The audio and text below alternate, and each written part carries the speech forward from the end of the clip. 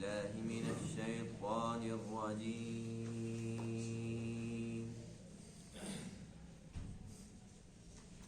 بسم الله الرحمن الرحيم.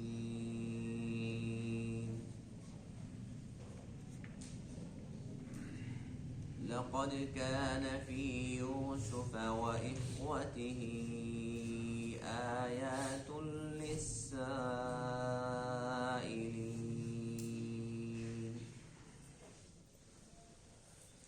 إذ قالوا ليوسف وأخوه أحب إلى أبينا منا ونحن عصبة إن أبانا لفي ضلال مبين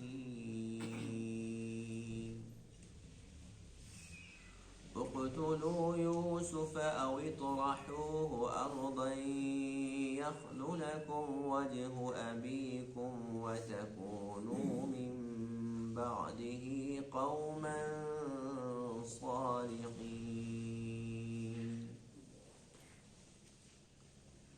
قال قائل منهم لا تقتلوا يوسف وألقوه في غيابة الجب يلتقطه بعض السيارة إن كنتم فاعلين. صدق الله العظيم.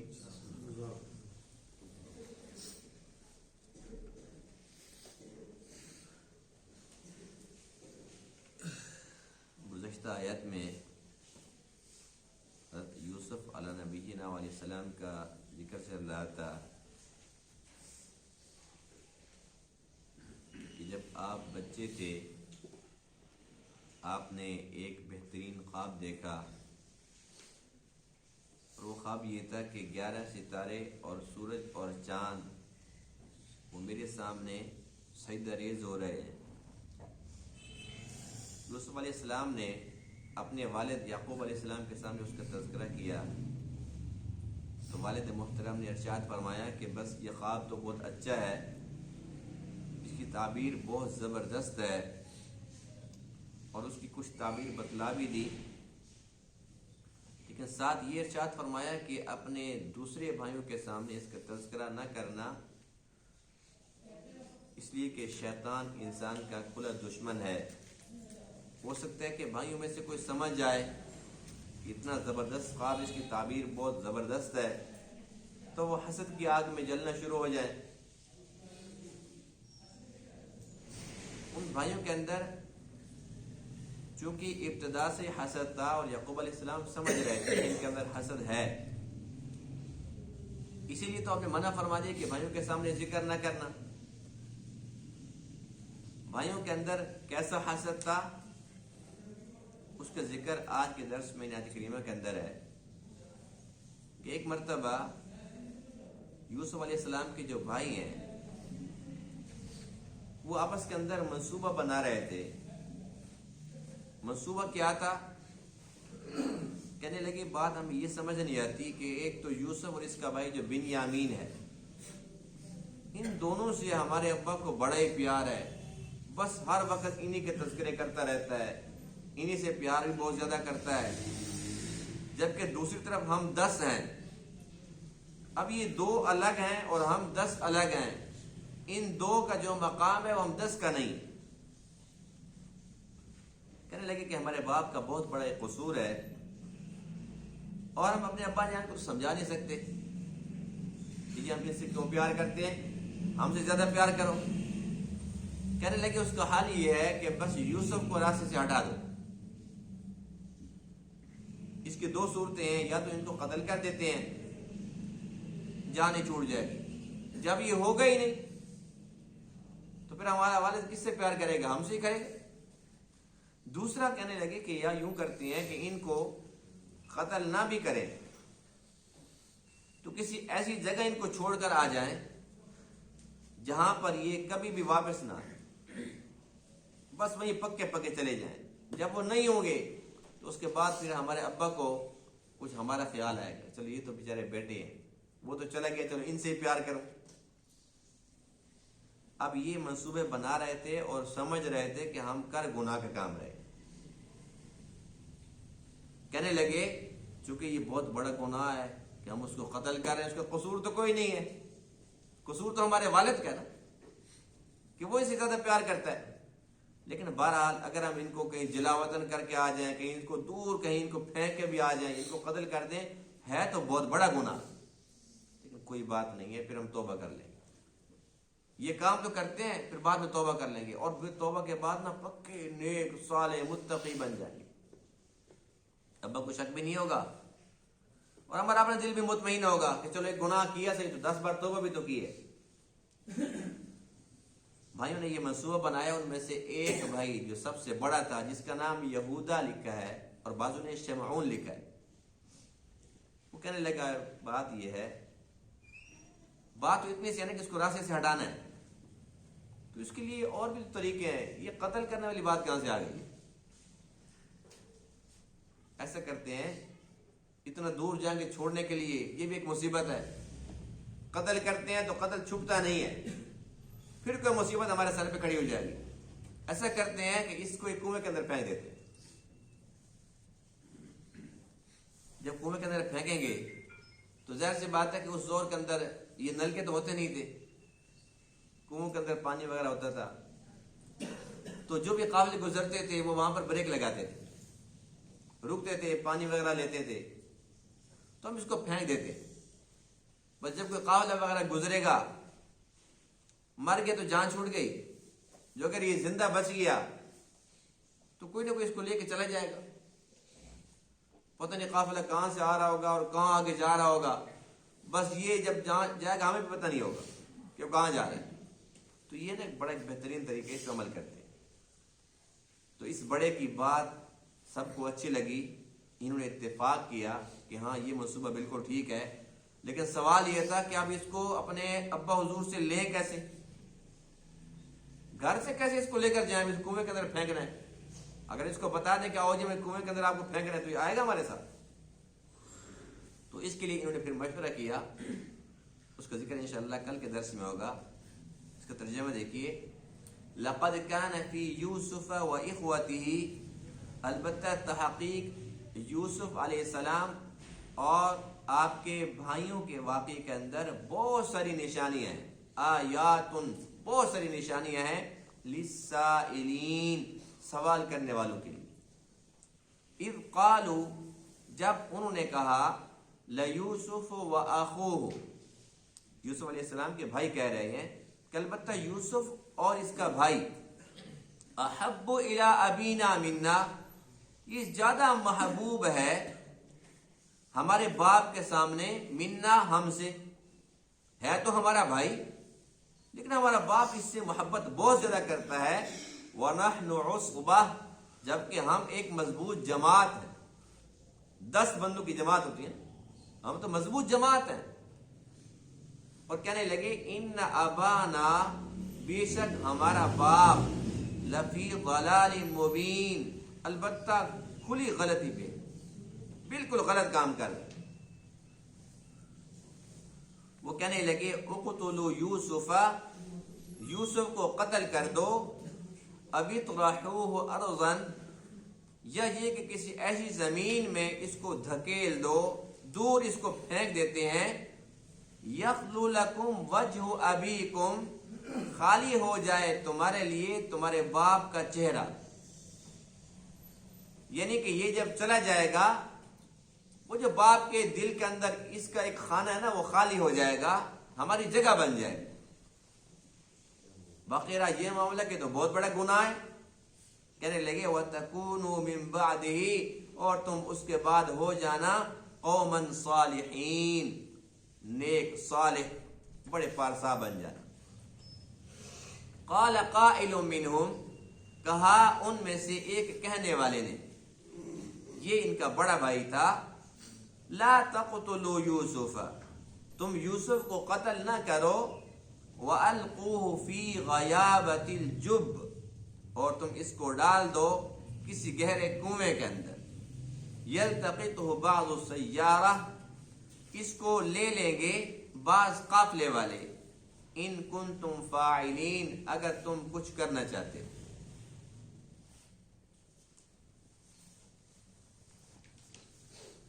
یوسف علیہ السلام اور آپ کے بھائیوں کے واقعے کے اندر بہت ساری نشانیاں ہیں للسائلین، سوال کرنے والوں کے لیے۔ یہ کون لوگ تھے سوال کرنے والے؟ یہ سوال کرنے والے مشرکین مکہ تھے، اور ان کے استاد تھے یہودی۔ یہودیوں نے کہا مشرکین مکہ کو کہ تم جا کر سوال کرو یوسف علیہ السلام اور آپ کے بھائیوں کے متعلق۔ یہودیوں نے یہ بھی سوال کیا تھا کہ ابراہیم علیہ السلام تو اللہ کے حکم سے بابل سے شام و فلسطین کے علاقے میں چلے گئے تھے ہجرت کر کے، تو ابراہیم علیہ السلام کی جو اولاد ہے، یہ جو بنی اسرائیل ہے، یہ مصر کے اندر کیسے آ گئے؟ یہ بھی ایک سوال تھا۔ تو ان تمام باتوں کا جواب یہی ہے کہ بنی اسرائیل کا مصر سے تعلق کیسے قائم ہوا؟ جب اللہ تعالیٰ نے چاہا کہ مصر کے اندر بنی اسرائیل پہنچے، تو سب سے پہلے ایک بچہ جس کا نام یوسف تھا، وہ بچہ جو 6 سال کا یا 8 سال کا تھا، وہ معصوم بچہ جس کو کنویں کے اندر پھینکا گیا تھا، کنویں سے قافلہ نکال کر لے جاتا ہے مصر میں۔ اس کے بعد پھر وہ بچہ بڑا ہوتا ہے، بڑا ہوتے ہوتے اتنا بڑا ہو جاتا ہے کہ اللہ تعالیٰ نے ان کو نبی بنا دیا، اللہ نے ان کو مصر کا بادشاہ بنا دیا۔ پھر اکیلے یوسف علیہ السلام تھے، آپ کے بعد پھر آپ کا پورا خاندان، یعنی کہ آپ کل 12 بھائی ہیں۔ پہلے بنیامین آپ کے پاس جا کے رکتا ہے، پھر باقی بھائی واپس آتے ہیں، اس کے بعد پھر وہ اپنے والد یعقوب علیہ السلام کو لے کے جاتے ہیں۔ تو اس طریقے سے یہ سارے کے سارے وہاں پر پہنچ گئے۔ تو ایک اسرائیل یعنی کہ یعقوب علیہ السلام جو اکیلے تھے، ان کے کتنے بیٹے تھے؟ 12۔ اور پھر ان 12 میں سے ایک نبی بنے یوسف علیہ السلام، جن کے ساتھ حسد کیا گیا۔ جو حاسد تھے، جنہوں نے حسد کیا تھا، انہیں اللہ تعالیٰ نے یہ رتبہ نہ دیا، گناہ کا کام جو کیا تھا۔ اب اس کے بعد ان 12 کا خاندان وہیں پر چونکہ آباد ہو گیا تھا، ان کا پھر خاندان، اب ایک میں سے تو 12 تھے، اب پھر ہر ایک میں سے پھر کتنے ہوئے؟ تو یہ تقریباً 600 سال وہاں پر رہے، 600 سال۔ تو ایک بندے سے اللہ نے کتنا بڑھایا؟ ایک سے۔ جب موسیٰ علیہ السلام مصر کے اندر تشریف لاتے ہیں، اس وقت بنی اسرائیل کو جب ساتھ لے کے جاتے ہیں تو یہ تعداد میں 6 لاکھ تھے، یعنی کہ ایک سے اللہ نے 6 لاکھ بنا دی۔ لیکن اس پر 500 سے 600 سال کا یہ عرصہ لگا۔ تو یہ یہودیوں کے اس سوال کا جواب آ گیا کہ بنی اسرائیل کا مصر سے کیا تعلق ہے؟ اور اللہ فرماتے ہیں کہ اس واقعے کے اندر بے شمار نشانی ہے، ایک نہیں ہے، بے شمار۔ قدم قدم پہ ہم دیکھتے ہیں تو اللہ کی قدرت نظر آتی ہے۔ اللہ تعالیٰ دکھا رہا ہے کہ دیکھو جو مجرم ہے، جو گناہ گار ہے، اس کا انجام کیا ہوتا ہے، جو حسد کرنے والے اس کا انجام کیا ہوتا ہے، اور جس سے لوگ جلتے ہیں، دیتا تو اللہ ہے لیکن لوگ خام خواہ جل رہے ہیں۔ اب اگر کوئی بندہ کوئی کاروبار کر رہا ہے، اس نے چھوٹا سا کام شروع کیا اور اللہ نے اس میں برکت ڈالی، بڑھتے بڑھتے بڑا ہو گیا، تو لوگ پتہ کیا کہتے ہیں؟ کل کی بات ہے، پہلے کیا کام کرتے تھے؟ چھوٹا سا ان کو کام تھا، ایک پھٹا لگاتے تھے، فلانا کام کرتے تھے، چھوٹی سی گریڈی تھی ان کے پاس، آج ان کو دیکھو۔ تو بھئی اتنا کچھ اگر دیا تو کس نے دیا؟ تو اللہ کے ساتھ مقابلہ نہیں ہے، یہ تو اس کی تقسیم ہے کہ وہ کروڑوں روپے دے کے اور ایک جھٹکے میں لے لیتا ہے۔ اور جیسے یوسف علیہ السلام اکیلے تھے اور 6 لاکھ بن گئے، ایک بندے سے بنے نا، جیسے اللہ تعالیٰ 1 روپے سے 6 لاکھ بھی بنا سکتا ہے، اور 1 لاکھ کے ساتھ 6 ارب بھی بنا سکتا ہے۔ تو اللہ تعالیٰ کی تقسیم ہے۔ کسی کو یہ کہنا اس کا باپ تو ریڑھی لگاتا تھا، اس کا باپ تو چھپے کے اندر چیزیں بیچتا تھا، اس کا باپ تو جوتے پالش کرتا تھا، اس کا دادا تو یہ کام کرتا تھا۔ بھئی جو بھی کرتے تھے، اللہ نے ان کے نصیب میں وہ لکھا تھا، ان کے اولاد کے نصیب میں یہ لکھا۔ اب جو نعمتیں جو سہولتیں ہم دیکھ رہے ہیں ہمارے بڑوں نے دیکھی تھی؟ کبھی خواب کے اندر بھی سوچا تھا؟ اب لوگ نا گلی کے اندر گزر رہے ہوتے ہیں نا، تو آج کل چونکہ جدید سہولیات ہیں، پہلے تو موبائل ہوتا تھا نا، اب وہ کان کا اور موبائل کا بچہ لگایا ہوتا ہے بلوٹوتھ، اور نا زور زور سے باتیں کرتے ہوئے جا رہے ہوتے ہیں، ایسے محسوس ہوتا ہے شاید کوئی جن کے ساتھ باتیں کر رہے ہیں، بندہ تو کوئی نظر نہیں آ رہا، پتہ نہیں بندہ کس کا باتیں کر رہا ہے۔ تو یہ چیزیں اس دور کے بادشاہوں نے بھی نہیں سوچی تھی، جو آج ایک عام انسان، عام جس کے پاس ان کے بہت زیادہ رقم نہیں ہے، کچھ نہیں ہے، گزارے والا بندہ وہ بھی استعمال کر رہا ہے۔ تو یہ اللہ تعالیٰ کی تقسیم ہے، اللہ جس کو کم دے جس کو زیادہ دے، یہ تو ایک امتحان کی بات ہوتی ہے، لیکن بہرحال حسد بہت بڑا گناہ ہے۔ حاسد براہ راست اللہ کے ساتھ مقابلہ کر رہا کہ اس کو کیوں دیا، اچھا یہ کہنا اس کو کیوں دیا، تو اس اللہ سے تم خود مانگ لو کہ اللہ مجھے بھی دے دے، لیکن یہ ضروری کہنا کہ اس کو نہ دے اور مجھے دے۔ ہم یہ بھی تو دعا کر سکتے ہیں نا کہ یا اللہ اس کو دیا تو مجھے بھی دے دے، اللہ ناراض بھی نہیں ہوتا۔ یہ کہنا کہ اس کو کیوں دیا، اس کے پاس کیسے آ گیا، اس کے بڑوں کے پاس تو کخ بھی نہیں تھا، اب یہ اللہ کے ساتھ مقابلہ ہے۔ اللہ فرماتے ہیں کہ میں دینے والا اور وہ لینے والا، تو بیچ میں تیسرا کون آ گیا، تیرے تعلق واسطہ کیا، تیرا حصہ تھا بیچ میں۔ تو اللہ تعالیٰ نے دیکھو یوسف علیہ السلام کو کہاں پہنچایا، اور جو حاسدین ہیں ان کا جو ذلت ناک انجام تھا کہ وہ منگتے، سگے بھائی ہیں ایک باپ کے اولاد، اور وہ منگتے بن کے کھڑے ہیں، جی غلہ ختم ہو گیا، باپ ضعیف ہے، باپ بوڑھا ہے، بنائی چلی گئی ہے، کھانے کو کچھ نہیں ہے، بڑا قات پڑا ہوا ہے، مہربانی کرے تھوڑا سا تو دے دے۔ کس سے مانگ رہے ہیں؟ جس کو کنویں کے اندر پھینکا ہے وہ تھے، اور مطمئن تھے کہ وہ تو مر گیا، وہ تو ہے ہی نہیں دنیا کے اندر۔ اللہ نے دکھایا کہ جس کو تم ختم کرنا چاہتے ہو میں اس کو باقی رکھنا چاہتا ہوں، اور اس سے میں نے بنی اسرائیل کا سلسلہ چلانا ہے مصر کے اندر۔ اللہ تعالیٰ نے چلایا کہ نہیں چلایا؟ اور دوسرا پہلو، کیونکہ بے شمار نشانی نا، آیاتن، بے شمار نشانی اس واقعے کے اندر۔ اب یہاں یہ دیکھیں کہ یہ سارے کے سارے بیٹے کس کے ہیں؟ پیغمبر کے۔ تو اس سے یہ پتہ چلتا ہے کہ جب پیغمبر کا گھر، یعنی کہ پیغمبر کے سگے بیٹے ہیں، وہاں پر بھی شیطان نے اپنا تیر چلایا، بھائیوں کو بھائیوں کے ساتھ لڑایا، تو یہ شیطان کا مشغلہ ہے۔ اسی وجہ سے یعقوب علیہ السلام نے پہلے فرمایا تھا ان الشیطان للانسان عدو مبین، اے بیٹے یوسف بھائیوں کو نہ بتانا، شیطان بڑا دشمن ہے انسان کا۔ تو یہ پیغمبر کے گھر کو بھی نہیں چھوڑتا، شیطان کا کام ہے لڑانا، اور اکثر بھائیوں کو ہی لڑاتا ہے۔ جیسے یہاں پر بھائیوں کو لڑایا، باپ پیغمبر ہے، دادا بھی پیغمبر ہے، پردادا بھی پیغمبر ہے، اس کے باوجود شیطان نے وہاں پر ان کو ایسا تیر چلایا کہ وہ سارے کے سارے پکے ہو گئے۔ کہنے لگے جی بس بات تو ٹھیک ہے، اب اسے جان چھڑانی پڑے گی۔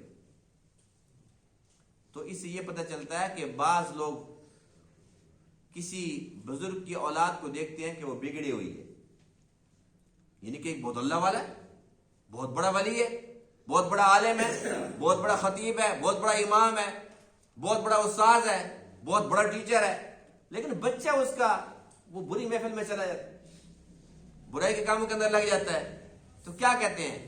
یہ حالات ہیں۔ وہ اتنا بڑا ولی بنا ہوا ہے، بچے تو سنبھلتے نہیں۔ ہم کہتے ہیں کہ نہیں کہتے؟ یہ تانا ہم دیتے کہ نہیں دیتے؟ یہ نہیں دینا چاہیے۔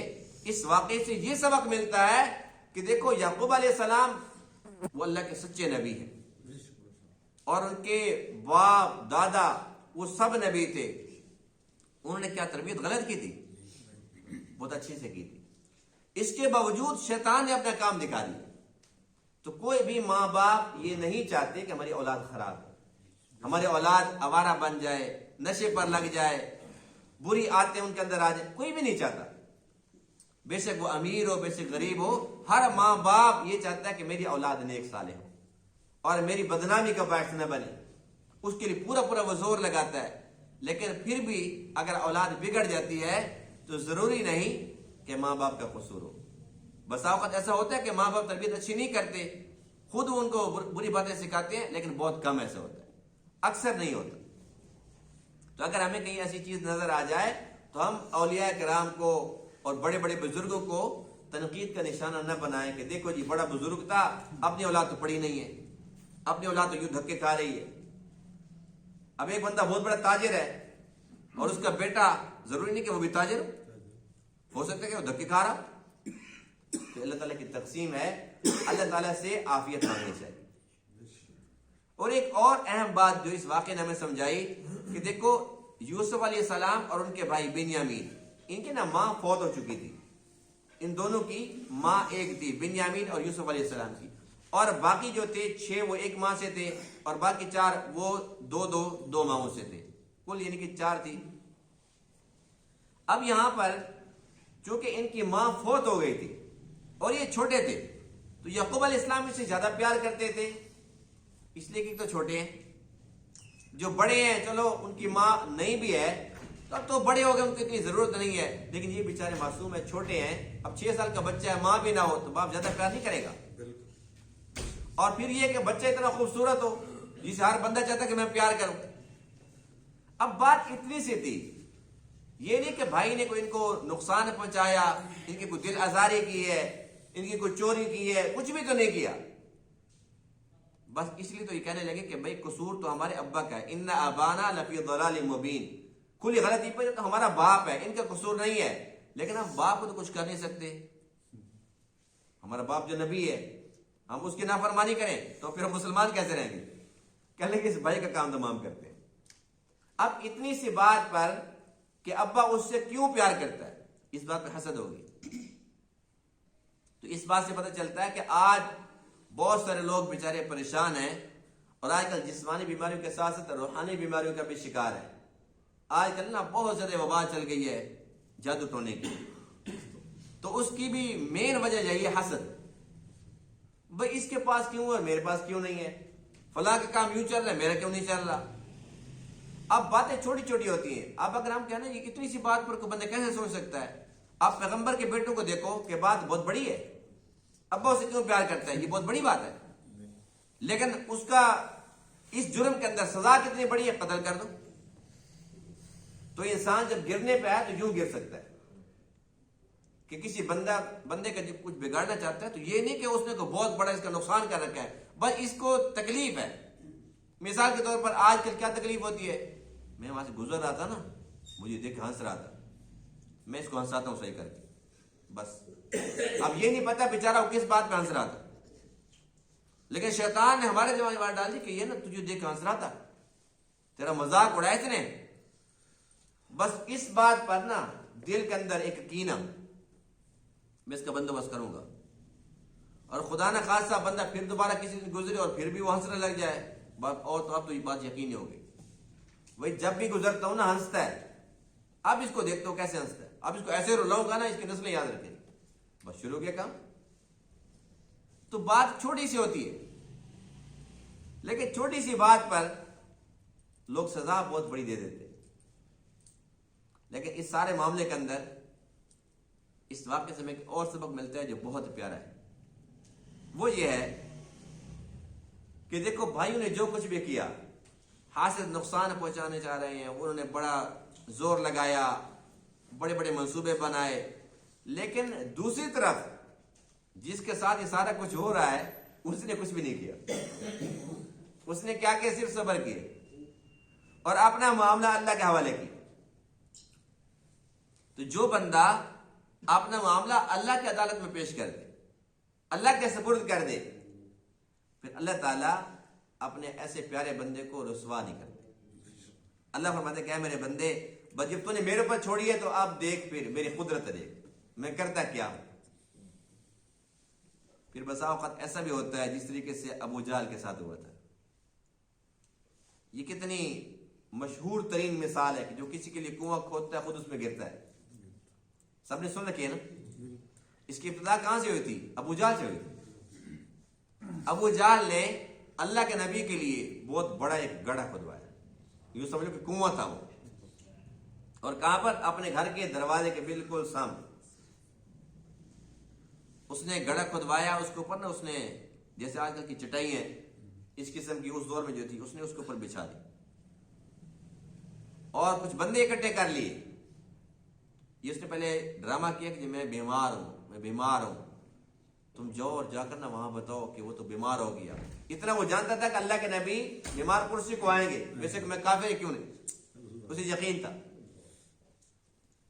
اب اس نے کیا کیا، بندوں کو اکٹھا کیا، کہنے لگا کہ ایسا کرتے ہیں کہ میں تو بیمار ہوں، وہ آئیں گے بیمار کرسی کرنے کے لیے، اور جیسے وہ آئیں گے اس کے اندر وہ نیچے گریں گے، اس کے بعد پھر ہم تالیاں پیٹیں گے. بڑا مزہ آیا. اب اس نے گڑھا کھودا اللہ کے نبی کے لیے. اللہ کے نبی آئے، جیسے وہ سوچ رہا تھا اللہ کے نبی آئے بیمار کرسی کے لیے. جیسے ہی وہاں بالکل قریب آئے نا، قریب تھا کہ اب نیچے چلے جاتے، وہیں جبرائیل آ گئے. جبرائیل نے کہا کہ آپ یہاں پر رک جائیں. ساری بات بتا دی کہ یہ کوئی بیمار نہیں ہے، یہ سارا کے سارا ڈرامہ کر رہا ہے، اس نے گڑھا کھودا ہوا ہے. اچھا، اللہ کے نبی وہیں رکے اور وہیں سے واپس. جیسے اللہ کے نبی واپس جانے لگے نا، ابو جہل نے کہا یہ کیا، ہم نے تو تالیاں پیٹنی تھی، وہ یہ تو گرے نہیں ہے. اور پکڑنے کے لیے پیچھے دوڑا، خود بھی گر گیا پیچھے. اس نے کہا پکڑ کے، وہ خود ہی گر گیا. تو اس لیے کہتے ہیں کہ جو کسی کے لیے کنواں کھودتا ہے، گڑھا کھودتا ہے، خود اس کے اندر گرتا ہے. تو اس واقعے نے ہمیں کیا سبق دیا کہ اگر اللہ برا نہ چاہے، مدعی لاکھ برا چاہے تو کیا ہوتا ہے، وہی ہوتا ہے جو منظور خدا ہوتا ہے. اللہ کے ساتھ انسان کا تعلق ہو، اللہ تعالیٰ پر یقین کامل ہو، اللہ پر بھروسہ ہو، ساری کی ساری دنیا وہ نیچے دکھانے کے لیے لگی رہے، سوال ہی پیدا نہیں ہوتا.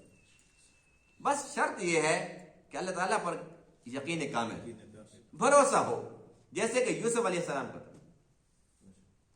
اس لیے دشمن کچھ نہیں بگاڑ سکتا. جو بندہ کسی کو نقصان پہنچاتا ہے بلا وجہ، حقیقتاً وہ اپنا نقصان کر رہا ہوتا ہے، دنیا کا بھی نقصان اور آخرت کا بھی نقصان. ایک اور بات جو اہم ترین بات ہے، اور اس کے بعد پھر بات ختم کرتے ہیں انشاءاللہ، کہ یہ سارے کے سارے بھائی اس برے کام کو برا کام سمجھ رہے تھے اور یہ کہہ رہے تھے کہ پہلے قتل کر دیتے ہیں یا ان کو کہیں دور چھوڑ کے آ جاتے ہیں، وَتَكُونُوا مِن بَعْدِهِ قَوْمًا صَالِحِينَ، اس کے بعد پھر ہم توبہ کر کے پکے نیک بن جائیں. بس یہ ایک بہت بڑا سبق آج کے درس کے اندر کہ ہم لوگ بھی اسی طریقے سے گناہ کرتے ہیں اس امید پر کہ پھر توبہ کر لیں گے، گناہ کر لیں گے پھر توبہ کر لیں گے. یعنی کہ ایک بندہ اگر اس نیت کے ساتھ وہ گناہ کیے جا رہا ہے کہ پھر توبہ کر لوں گا، تو یہ سب سے بڑا دھوکہ ہے. اس لیے کہ معلوم نہیں ہے کہ کتنے سانس باقی، معلوم نہیں ہے کہ توبہ کی توفیق ملتی بھی ہے کہ نہیں. منصوبے تو یہ ہوتے ہیں کہ اگلے سال میں یہ کروں گا، اور 5 سال کے بعد پھر یہ کروں گا، 10 سال کے بعد میرا یہ منصوبہ ہے، 15 سال کے بعد میرے بچے بڑے ہو جائیں گے، ان کو سارا کچھ سنبھال کے دوں گا، پھر میں عیش کروں گا، بس پھر میں نے کیا کرنا، اللہ اللہ کرنا. یہ ہمارے منصوبے ہوتے ہیں. اور تقدیر ہنسری ہوتی ہے. تدبیر کند بندہ تقدیر شود خند. انسان تدبیر کرتا ہے، تقدیر ہنسری ہوتی ہے. میرے بندے، اللہ فرماتے ہیں تو 15 سال اگلی بات سوچ رہا ہے، تو یہ معلوم نہیں کہ تیرے 15 منٹ میں باقی نہیں. تو انسان کا منصوبہ ہوتا ہے جی میں ابھی کرتا رہوں گا پھر توبہ کروں گا. کیا پتا اتنی مہلت ملے یا نہ ملے. اس امید پر گناہ کرنا کہ توبہ کر لوں گا، یہ خود ایک گناہ ہے، یہ خود ایک جرم ہے. گناہ کرنا نہیں چاہیے، لیکن ہو جائے، خدا نہ خواستہ ہو جائے تو پھر ڈرنا نہیں چاہیے. جب گناہ ہو جائے تو پھر ڈرو نہیں، پھر فوراً توبہ کر لو، اللہ تعالیٰ معاف فرما دے. لیکن گناہ کرنا اس لیے کہ پھر میں توبہ کر لوں گا، یہ بہت برا کام ہے. اور چونکہ انسان کو کچھ معلوم نہیں ہے کہ میرے سانس کتنے باقی ہیں، تو ہر وقت ڈرتے رہنا چاہیے. ایسا نہ ہو کہ انسان سوچتے گناہ کر کے پھر توبہ کروں گا اور کرتے وقت ہی خدا نہ خاصہ خاتمہ ہو جائے، گناہ کی حالت میں خاتمہ ہو جائے، پھر کیا بنے. اور یہ تو وہ تھے جو پیغمبر زادے، پیغمبر کی اولاد تھی، پیغمبر کے بیٹے تھے، جو اس گناہ کو گناہ سمجھ رہے تھے.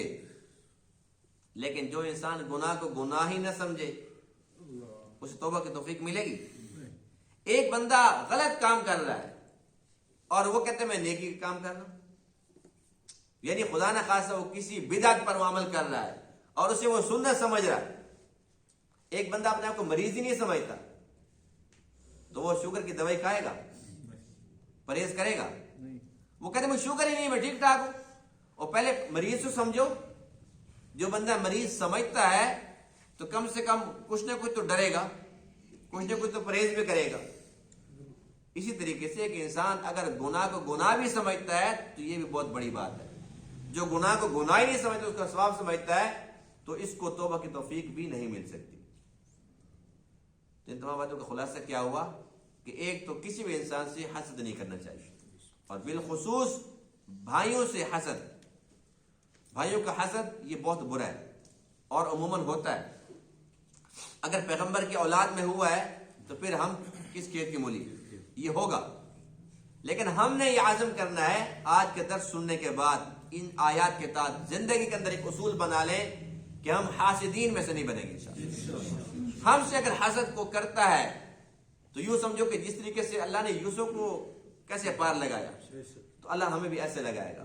لیکن ہم ان بھائیوں جیسے نہیں بنے گے جنہوں نے حسد کیا تھا، ان کا انجام کتنا برا ہوا تھا.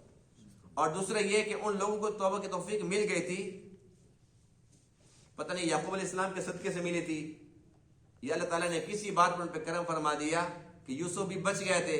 ان کا آپس کے اندر پھر ملاقات بھی ان کی ہو گئی، انہیں توبہ بھی کر لی، بھائی سے معافی بھی مانگ لی. لیکن ضروری نہیں کہ اتنی مدد ہمیں ملے. اس لیے ہمیں چاہیے کہ ہم وہ کام کریں ہی نہیں کہ جس کے اندر یہ خدشہ ہو کہ توبہ کیے بغیر ہم مر جائیں. بس اس طریقے سے ہم زندگی گزاریں گے تو انشاءاللہ دنیا کے اندر بھی سرخرو اور آخرت کے اندر بھی سرخرو ہوں گے انشاءاللہ. اللہ تعالیٰ تمام باتوں کو سمجھنے عمل کرنے کی توفیق عطا فرمائے. وآخر دعوانا الحمدللہ رب العالمین.